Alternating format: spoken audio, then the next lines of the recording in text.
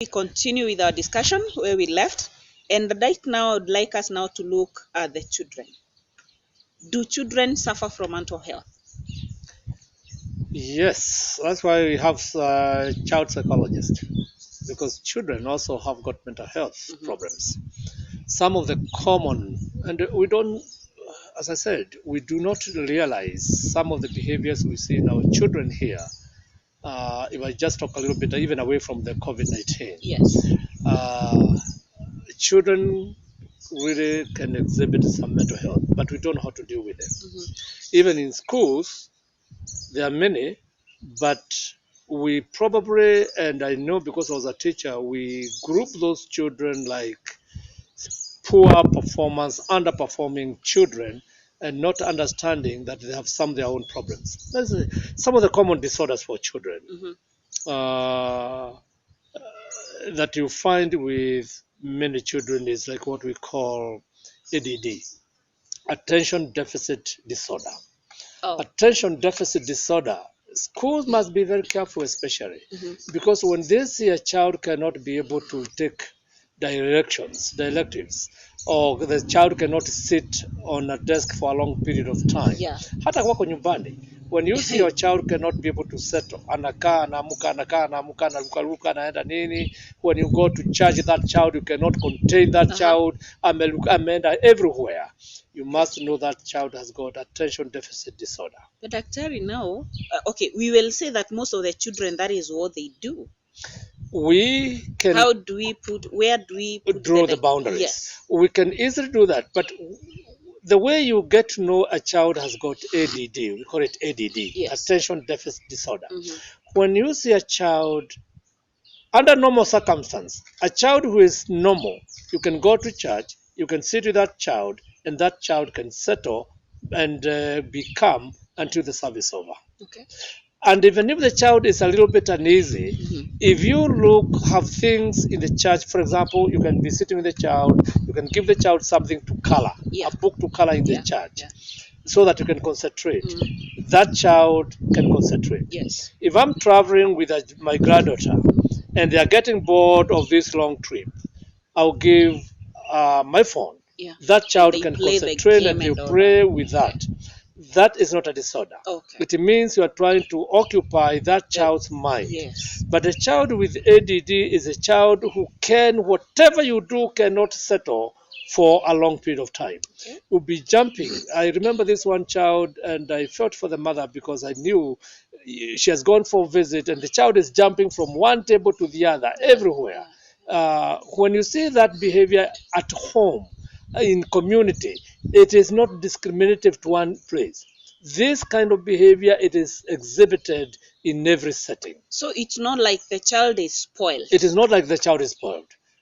But many people will not see that child as an illness, but they will see that the mother has been unable to they blame the parents. Yes. They are not able to raise those children properly. They are not disciplining their children, and that is the way the school we are coming from. Yes, my mom, my dad used to beat me up. They don't even care whether anything else going on. But we are living in a new generation that a lot of mental illness has also been caused by the way by our own lifestyles. So ADD is a good one. There is also what we call attention deficit and hyperactivity disorder. Okay. It's another one very common in children. When we talk, it is an ADD, but I've added another terminology, hyperactive, which means this child cannot take direction or directives one by one. A child with attention deficit disorder, you don't want to tell the child, when you finish this, I want you to do this and this and this and this and this and this. Yes. That child has no capacity to remember all the things you said. Yes. So such a child, if only you understand this child has got a shortcoming, you can change the way You give the orders. raise this child. Okay. You can raise, but without understanding and knowledge of those things, well, utaona mtoto ni, it is just being disobedient. Sumbua, yeah. It's poor child. Yeah. The school the same. The school the teacher cannot give all this instruction to the child and expect the child to be able to perform all of them and get the outcome. Okay. No.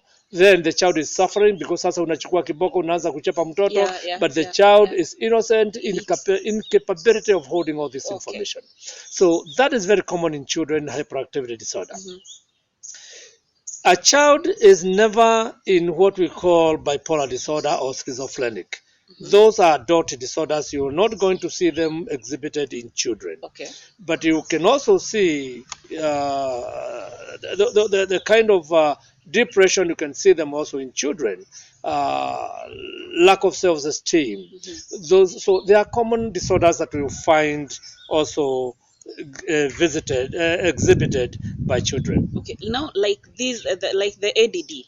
Can these children be able to go to school in a normal school with other children? Can they be in the same learning environment with other children? They can, but it's very difficult. The difficulty is we don't separate. I don't know how they do it, but I'm coming from the US that we don't put these children in a different class because they're also very smart. Yeah. They can also be very smart. There are children also with OCDs. It's very common to find children with OCD, that is obsessive compulsive disorder. Yeah. And one time I was treating a child with obsessive compulsive disorder and was in a regular school. That disorder, it is also possible to see some of the ADD behaviors, symptoms.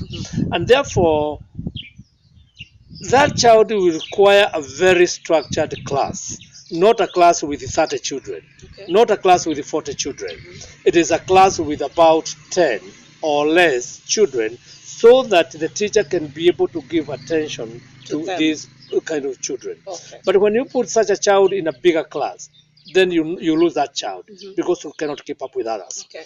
In Kenya, we have not gone to that level of mental health provision because of our resources. Yeah. In US, you find mental health workers going with those children in class, and they are trying to say, as a psychologist, I may prescribe that child 15 hours of support staff.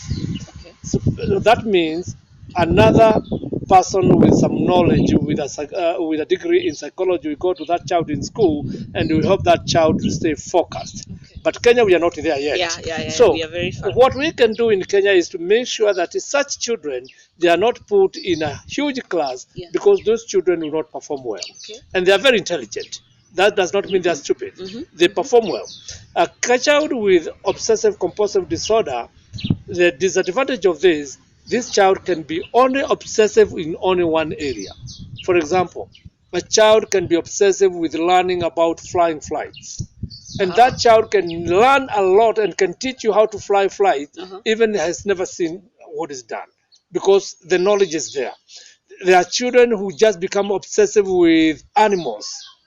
And they can be crawling in the classroom and barking like animal or looking for insects. Wow. It is a disorder. And they can tell you everything about those animals. They're not stupid. So that can be taken as, is there a possibility of now taking that area the child is obsessed in and turning it into something positive for their life? Yeah, we have had people who have been in the US who are presidents, people who are very celebrities.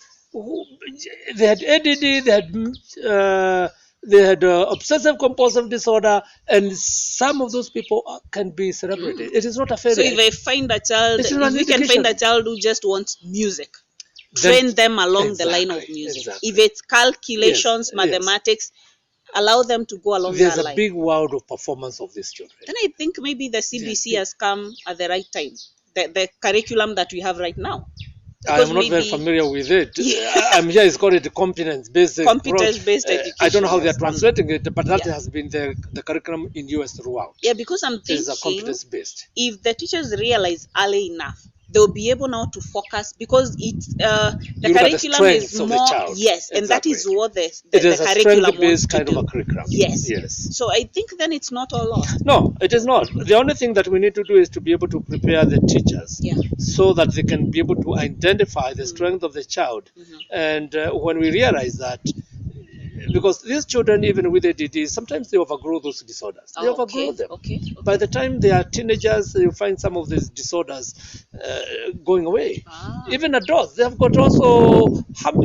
How many adults, if you tell him, go to the store, you bring this, many do not remember. Oh, we used to count them. Exactly. Sukari, majani, chumvi, Exactly. and by the time we get to the shop, we would make a song. Exactly. So that you can go as you're riding your tire, you're remembering everything that you were told, and then you get there, because you forget very fast. So for children, what we normally do is to be very careful on how to give the instructions. Okay. Give one thing at a time. But we can talk that later, because we are not talking about the interventions here. Yes. But somewhere down in the future, we can talk about those children and their disorders, and how you can parent them, because parenting is another challenge. Yes. And if we don't understand our ways of parenting, because there are different methods of parenting children, then our parenting style also causes the children to develop some mental health issues. Okay. Just the way we parent. Okay.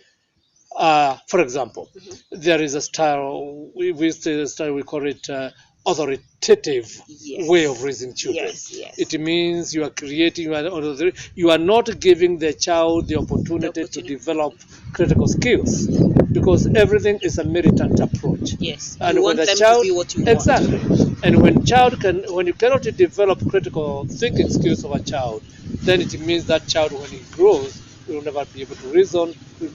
There's so many complications. And that's how most of us were raised. Exactly. Actually, you are not supposed to speak to express yourself. No. Actually, most of us, we don't even know how to express ourselves even today. Because we never fostered the strengths in a child.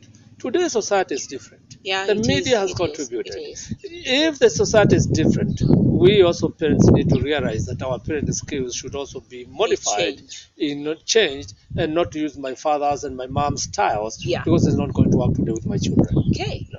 I think we'll need to come back to that as a topic, so that we can deal with the children some other time. And now, going back now to the mental health issues for grown-ups and all that, what are the telltale signs of these mental health issues? How can we tell, especially during the curfew, the lockdown and everything? How do I tell that somebody is not okay mentally? It is very unfortunate, Mchungaji, that children have been very much overlooked over this issue. There are people who are not thinking about the children and the implication of the COVID-19 on children. And during this severe pandemic of COVID-19, with all these community-based mitigation programs, such as closing the schools, children cannot go out to the field and play, playgrounds.